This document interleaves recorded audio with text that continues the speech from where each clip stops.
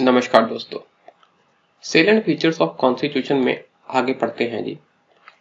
हमारे यहाँ पर है जी 3 टायर गवर्नमेंट, एक सेंटर पर, एक स्टेट लेवल पर और एक लोकल लेवल पर शुरुआत में जब संविधान बना था ना, तो 2 लेवल पर ही गवर्नमेंट का, सरकार का बनने का प्रोविजन थी, एक सेंट्रल लेवल पर और एक स्टेट लेवल पर। तो अगर आम भाषा में कहना हो तो हम कह सकते हैं कि हम 3 लेवल पर चुनाव के लिए वोट देते हैं, 3 लेवल पर सरकार बनाने के लिए वोट देते हैं। एमपी के लिए सेंट्रल लेवल पर, एमएलए के इलेक्शन स्टेट लेवल पर और पंचायत वाले इलेक्शन लोकल लेवल पर।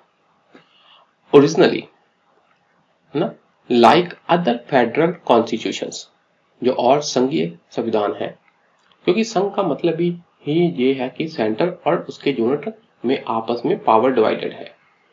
Our Indian Constitution had also provided for a dual polity, भी 2 सरकारें होंगी, एक होगी सेंटर पर और एक होगी स्टेट लेवल। पर बाद में 1992 में क्या हुआ कि हमने संविधान की 73rd और 74th अमेंडमेंट करके एक 3rd टायर ऑफ गवर्नमेंट भी बना ली एट लोकल लेवल। कई जगह पर पहले इलेक्शन होते थे लोकल लेवल पर वो कॉन्स्टिट्यूशनली नहीं थे, मीन वैसे प्रोविजन थी पर संविधान में लिखकर बाध्य नहीं किया गया था। तो 1992 में 2 अमेंडमेंट्स करके कॉन्स्टिट्यूशनली ये प्रोविजन की गई, हाँ भाई 3rd टायर ऑफ गवर्नमेंट भी होगी। और ये वाली जो प्रोविजन है ना, पंचायत लेवल पर सरकार होगी, तो ये किसी और कॉन्स्टिट्यूशन में नहीं मिलती। This special provision in our constitution is not found in any other constitutions of the world। ये बात होगी। तो 73rd और 74 में क्या अंतर है?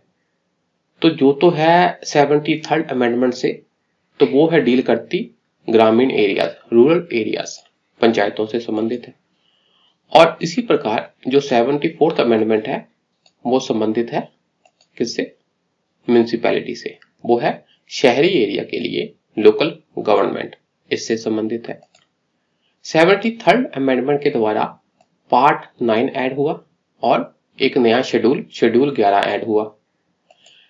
74th अमेंडमेंट के द्वारा पार्ट 9A ऐड हुआ और शेड्यूल कौन सा? शेड्यूल 12 ऐड हुआ। तो अगर एग्जाम में आ जाए शेड्यूल 12 किससे डील करता है, तो आप तभी समझ जाओगे अर्बन एरिया की गवर्नमेंट से, सरकार से। ठीक है, इसको आपने देख लेना। 73rd अमेंडमेंट से क्या है? पंचायत की प्रोविजन रखी गई और 74th अमेंडमेंट से शहरी एरिया में म्युनिसिपैलिटी वगैरह की प्रोविजन रखी गई। पढ़ लेते हैं। In rural areas constitutional recognition to the panchayats was given by the 73rd amendment act of 1992। Constitutional recognition, मैंने बताया ऐसा नहीं है कि इससे पहले पंचायत के इलेक्शन नहीं होते थे, पर कहीं हो गए, किसी स्टेट में नहीं होते थे, तो अब सर क्या है, संविधान में ये मेंशन किया गया है कि हाँ भी ये इलेक्शन होंगे ही होंगे पूरे देश में। And for this new part, and for this, इस सब के लिए क्या किया गया संविधान में? ए न्यू पार्ट, कौन सा part? 9, part 9।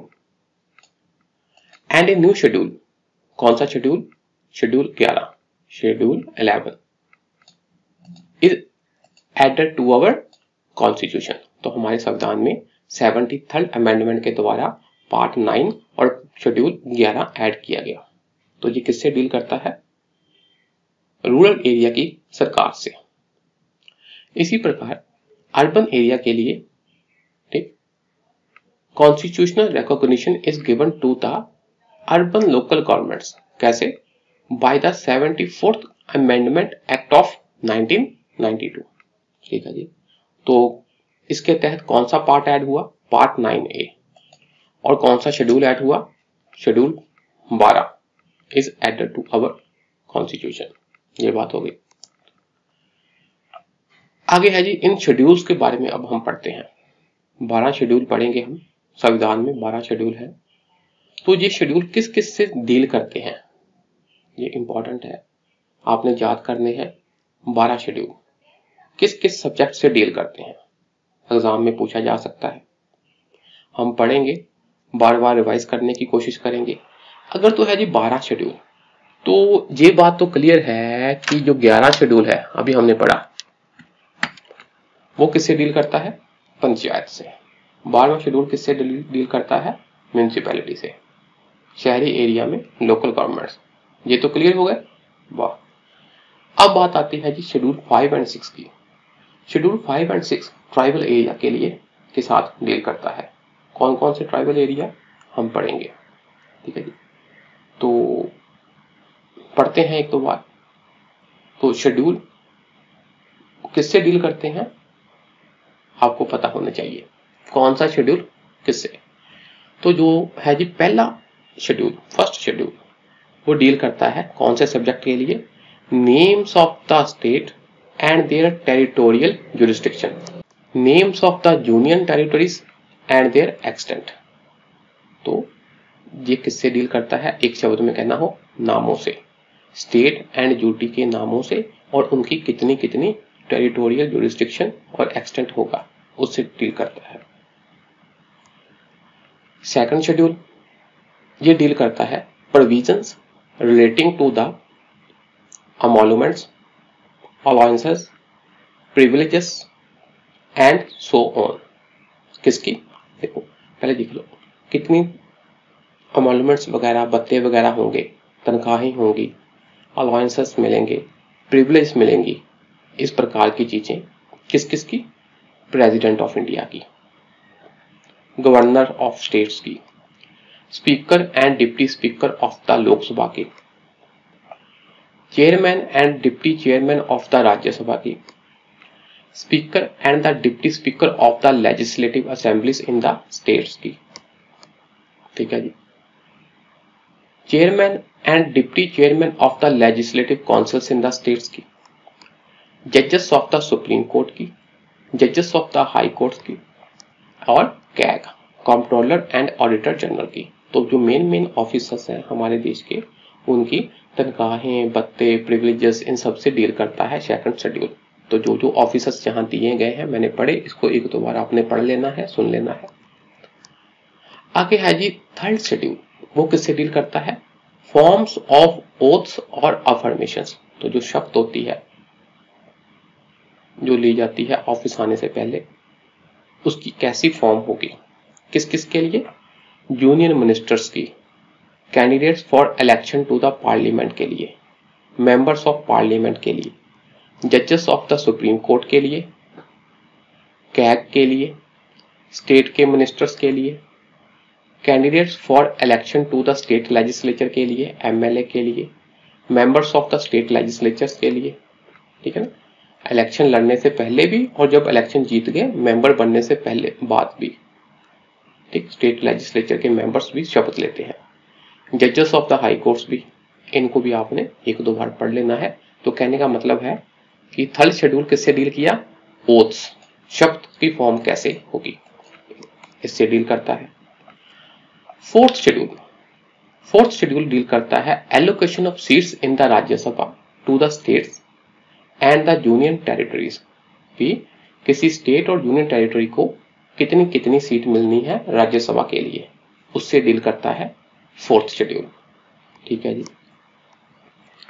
Fifth schedule, provisions relating to the administration and control of scheduled areas and scheduled tribes.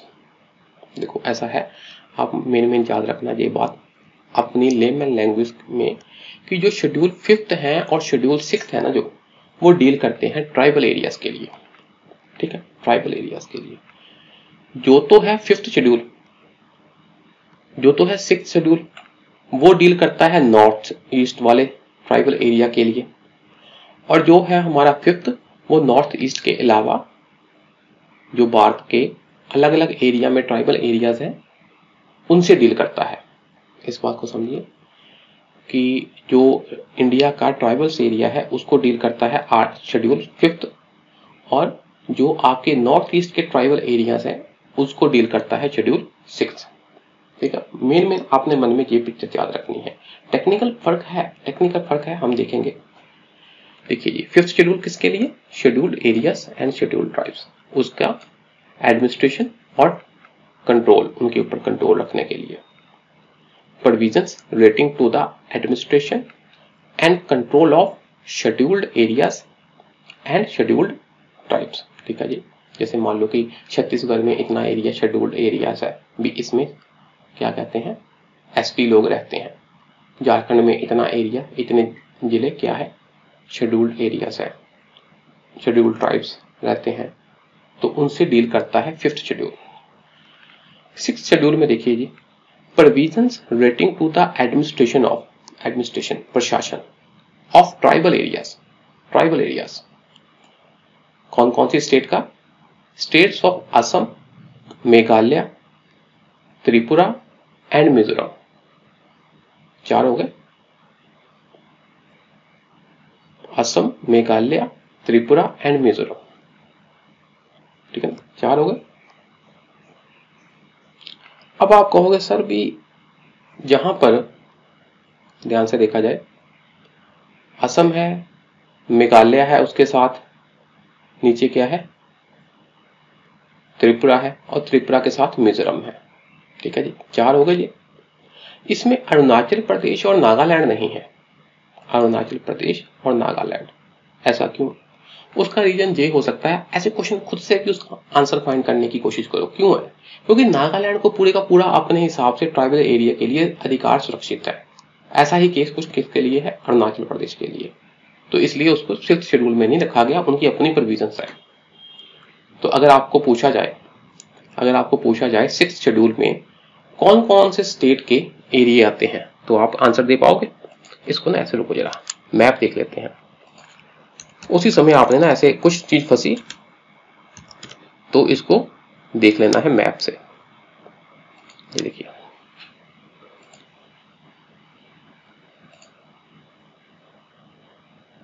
ये देखिए, ध्यान से देखिए। अगर आपको 6th शेड्यूल के स्टेट याद करने हो तो है असम, उसी के साथ मेघालय, उसी के साथ त्रिपुरा, उसी के साथ क्या है, मिजोरम, उसी के साथ क्या है, मणिपुर। ठीक है, नागालैंड और अरुणाचल प्रदेश नहीं है, ये वाले जो इकट्ठे हैं वो वाले नहीं है। ऐसे याद कर लेना आपने। ठीक है जी, और मेघालय है, त्रिपुरा है, मिजोरम है, मणिपुर भी नहीं है। 4, 3, 7, हाँ 3 रह गए ना, तो ये मणिपुर भी नहीं है। तो आपने ऐसे याद रखना है कि जहां से शुरू होकर जहां वाले 3 नहीं है, इकट्ठे हैं जो 3 नहीं है, क्योंकि आपने जब तैयारी की है ज्योग्राफी की तो मैप में आपको पता होगा अभी कौन कौन से स्टेट कहां कहां है। तो आपने यहाँ पर याद रखना है, ऊपर अरुणाचल है, नीचे नागालैंड है, नीचे मणिपुर है, नीचे मिजोरम है, फिर साथ में त्रिपुरा आता है, मेघालय, असम ऐसे साथ में है। तो ये जो 4 वाले हैं ना, 4, तो ये 6th शेड्यूल में आते हैं। और ये 3 है जो मणिपुर नहीं आता 6th शेड्यूल में, जो 3 है ये अरुणाचल प्रदेश, नागालैंड और मणिपुर। तो ये 3 है 6th शेड्यूल में नहीं आते। आप देखो ना, मणिपुर में काफी ट्राइबल्स हैं, नागालैंड में काफी ट्राइबल्स हैं, अरुणाचल में भी काफी ट्राइबल्स हैं। तो इनका क्या है, इनका अपनी प्रोविजन होगी अलग से, जो कि 6th शेड्यूल में नहीं है। ठीक है जी, तो अगर आपसे पूछा जाए 6th शेड्यूल में कौन कौन से स्टेट्स आते हैं, तो आप याद रख पाओगे, असम से लेकर नीचे वाले, असम, मेघालय, त्रिपुरा, मिजोरम, ये वाले 4। ठीक है जी, ऐसे। आगे है जी 7th schedule. 7th schedule deal करता है डिवीजन ऑफ पावर्स, भी किस किस सब्जेक्ट के ऊपर कौन कानून बना सकता है। इन सब्जेक्ट पर सेंट्रल कानून बना सकती है, इन सब्जेक्ट पर स्टेट कानून बना सकता है। तो कभी हम पॉलिटी पढ़ते पढ़ते एक लाइन आती है कि शेड्यूल 7th में क्या जो आपका जेल है, तो क्या जेल स्टेट सब्जेक्ट है या यूनियन का सब्जेक्ट है, ये क्वेश्चन इस बार प्री में आया। तो शेड्यूल 7 किससे डील करता है, सब्जेक्ट की डिवीजन किस किस में, सेंटर और स्टेट पर। ठीक है जी, किस किस सब्जेक्ट पर कौन कौन कानून बना सकता है। Schedule 7 division of powers between the union and the states in terms of, देखो ये वाले सब्जेक्ट हैं लिस्ट 1 जिसे कहते हैं यूनियन लिस्ट, सेंटर कानून बना सकता है। स्टेट लिस्ट, स्टेट कानून बना सकता है।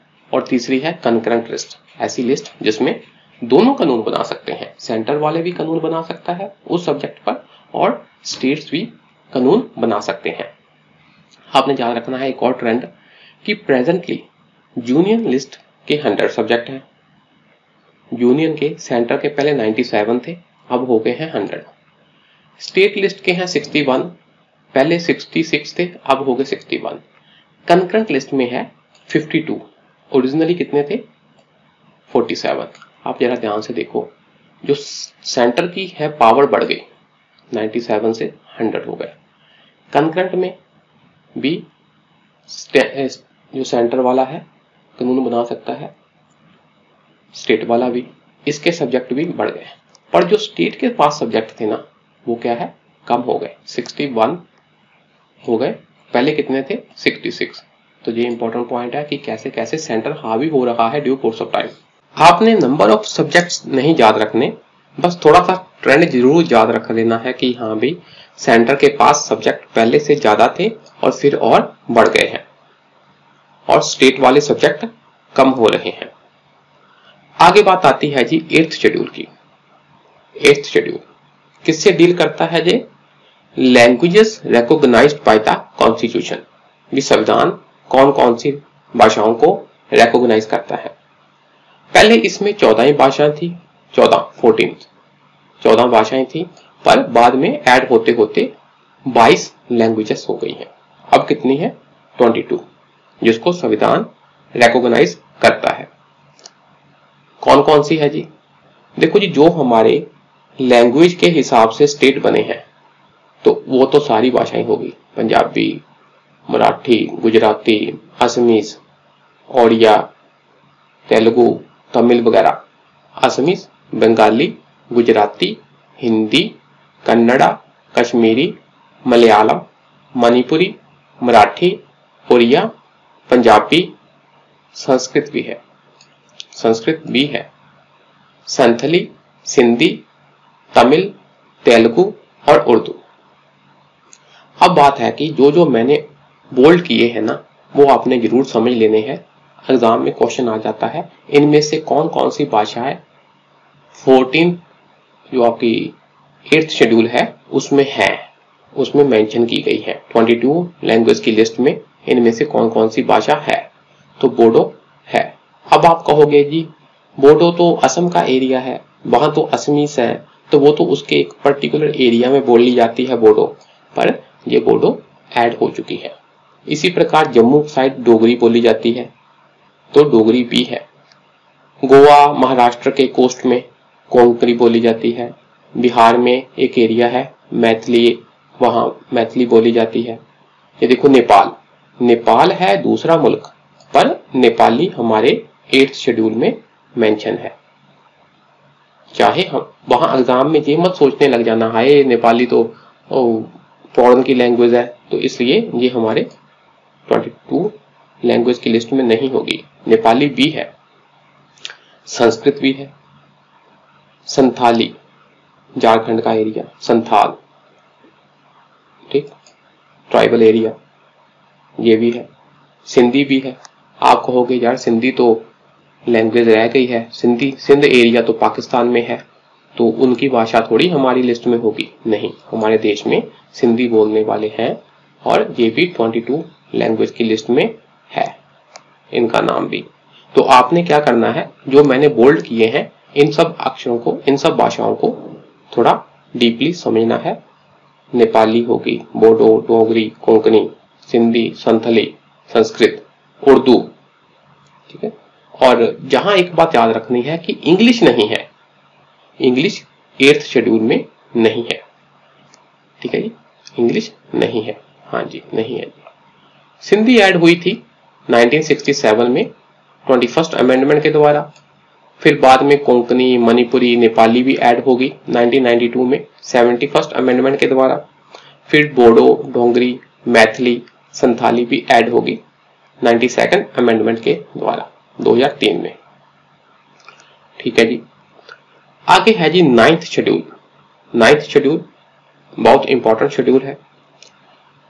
असल में ना आजादी के बाद जब हमारा संविधान लागू हो गया तो उसमें कई चीजों की क्लैरिटी नहीं थी। जैसे सरकार को जमीन चाहिए तो वो जब जमीन एक्वायर करती थी जमींदारों से या बाकी लोगों से, किसानों से, तो सरकार के खिलाफ कई केसेस होने लग गए थे। तो उस केसेस में ये पाया गया कि संविधान में कई चीजों पर अभी क्लैरिटी नहीं है। तो उस क्लैरिटी के लिए सरकार 9th शेड्यूल लेकर आई थी, फर्स्ट अमेंडमेंट की संविधान की, और 9th शेड्यूल लेकर आई थी। और इसमें जैसे और प्रोविजन भी थी, जैसे आर्टिकल 19 कहता है, किससे डील करता है, freedom of speech and expression. तो आर्टिकल 19 के ऊपर रीजनेबल रेस्ट्रिक्शंस लगाई गई थी इसी अमेंडमेंट के द्वारा, फर्स्ट अमेंडमेंट के द्वारा। तो 9th शेड्यूल ऐड हुआ था फर्स्ट अमेंडमेंट इन 1951 के द्वारा। तो फर्स्ट अमेंडमेंट के टाइम कौन थे हमारे प्रधानमंत्री, जवाहरलाल नेहरू। तो इससे कौन सा शेड्यूल ऐड हुआ, 9th schedule. The 9th schedule was added by the first amendment of 1951।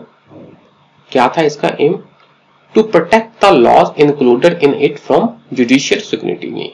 मतलब सरकार ने कहा हाँ भी जो हमने कानून बनाया है, जिस कानून को हमने 9th शेड्यूल में रख दिया है, उसको जुडिशरी स्क्रूटिनी नहीं कर सकती, उसकी जांच पड़ताल नहीं कर सकती, उसको जुडिशियल रिव्यू नहीं कर सकती। ये सरकार की मंशा थी। अब ये क्वेश्चन आएगा आपको एग्जाम में, क्या 9th शेड्यूल में जो कानून आ गया, क्या जुडिशरी उसकी स्क्रूटिनी नहीं कर सकती? तो आपने कहना है नहीं, कर सकती है। क्यों?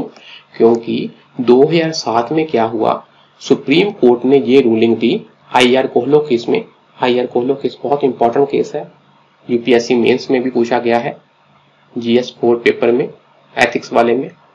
तो उसमें सुप्रीम कोर्ट ने कहा कि laws included in this schedule, इस शेड्यूल में जो कानून, ऐसे कानून जो ऐड हुए हैं कब, आफ्टर अप्रैल 24, 1973। तो 1973 के बाद जो ऐड हुए हैं कानून, उनको हम क्या कर सकते हैं, are open to judicial review, उनका जुडिशियल रिव्यू किया जा सकता है। जुडिशियल रिव्यू के लिए वो ओपन है, जो न्यायपालिका है वो देख सकती है हाँ भी ये कहीं कानून, ये कानून सही है या नहीं सही। ठीक, किस केस में कहा, IR कोहलो केस में।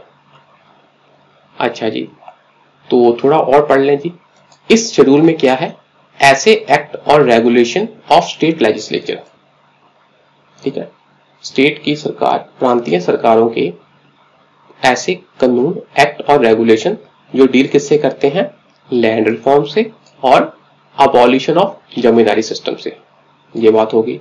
और इसी प्रकार और एक्ट एंड रेगुलेशन किसके, पार्लियामेंट के, सेंटर के, जो कुछ और मुद्दों से डील करते हैं। ठीक है जी, बेसिकली लैंड रिफॉर्म्स। कुछ और मुद्दे भी हैं, अदर भी हैं, इसका मतलब ये नहीं कि लैंड से ही डील करते हैं, अदर भी हैं। मैंने बताया आर्टिकल 19 की एक्सप्लेनेशन की, उसके ऊपर चेक लगाया। आर्टिकल 19 के साथ और पोर्शन जोड़ा गया, हाँ भाई भी इसके ऊपर भी क्या है, रीजनेबल क्या है, चेक एंड बैलेंस है, रिस्ट्रिक्शंस हैं। ठीक है जी, तो ये था IR कोहलो केस। तो 9th शेड्यूल बहुत इंपॉर्टेंट है, इसको आपने बार बार पढ़ लेना है। आज के लिए इतना ही रखते हैं, बाकी नेक्स्ट क्लास में करेंगे जी। शुक्रिया जी, नमस्कार।